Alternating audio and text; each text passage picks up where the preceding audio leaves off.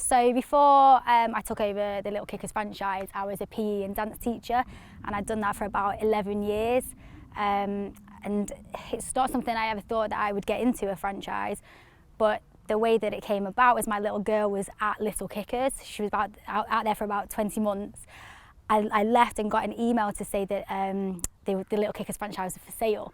And at that point, I was thinking, well, I could easily do something like this. I've been taking, my child to all these different sports clubs, and I thought I could easily do this and set up on my own. So basically from there, I got this email from Little Kickers to say the franchise was for sale.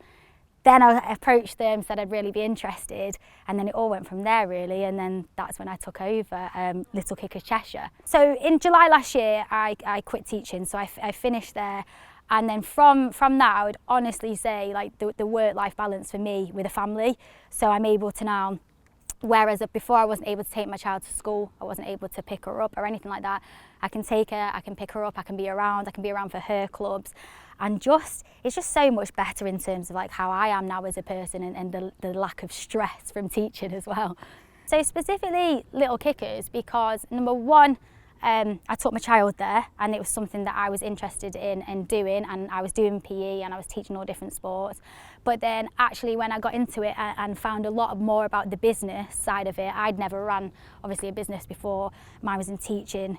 I didn't have any of that kind of expertise, but then when I went and found out more of the knowledge, you got things like in terms of your marketing was all set up for you, the system, the way that the payments go out and things like that is fantastic. The people involved, you're not just solely on your own, there's loads of other franchises in your area that you can bounce ideas off and etc.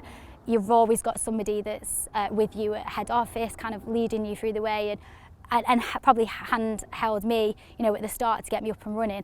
I would just say that, the ease of it, because it's not like going out on your own and starting something from scratch when you're not business minded at all, like I wasn't, and you will have the people that will help and guide you, and everything's already set up for you, so it was an easy step to make. My plans for the future are expanding. I run quite a few classes now on a Saturday and Sunday with all of my team.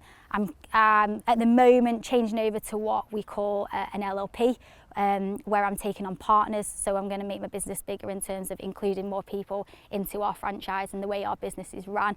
And I'd really like to get up and set up now midweek classes with more coaches, get into the different areas, and also push out to the bigger franchise area that I've got when I took over Stockport.